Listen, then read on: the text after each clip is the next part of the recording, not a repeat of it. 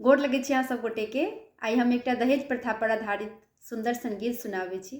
एहि गीतक रचनाकार के छथिन से हमरा नहीं बुझल अछि, तऽ क्षमा प्रार्थी छी। मांगै छै दूटा हाथी के दाम, बेचै छै अपन कोखी के चान। मांगै छै दूटा हाथी के दाम, बेचै छै अपन कोखी के चान। बड़का कहाबै छै कलयुग के कसाई। बड़का कहाबै छै कलयुग के कसाई। डाक तऽ चलै छै आंगुर पर कऽ कऽ इशारा।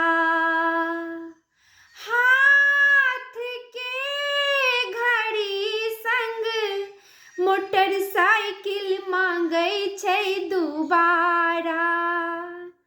डाक तऽ चलै छै आंगुर पर कऽ कऽ इशारा।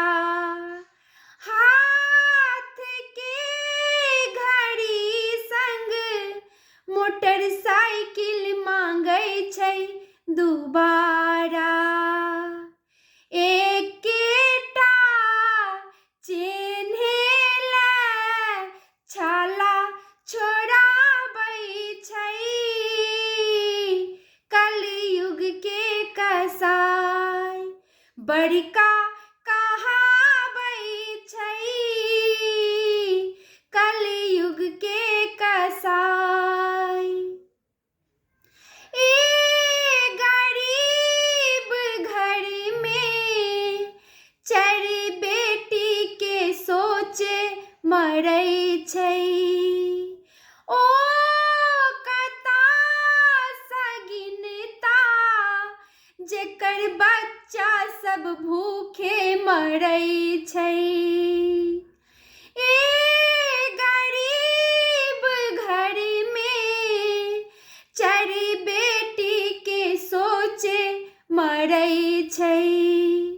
ओ कतऽ सँ गनता जेकर बच्चा सब भूखे कनै छै। बेटी ले आइयो तक भरना लगाबै छै कलयुग के कसाई। बड़का कहाबै छै कलयुग के कसाई। बार साँझ पूछू कहत अब हमर गर्दन कटैया। 20 के उम्र में अब 40 पार करैया।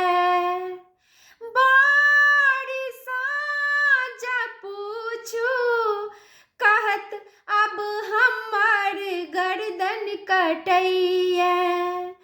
20 के उम्र में अब 40 पार करैया। टाका ले बाप पिती घटक घुमाबै छै कलयुग के कसाई। बड़का कहाबै छै कलयुग के कसाई। बड़का कहाबै छै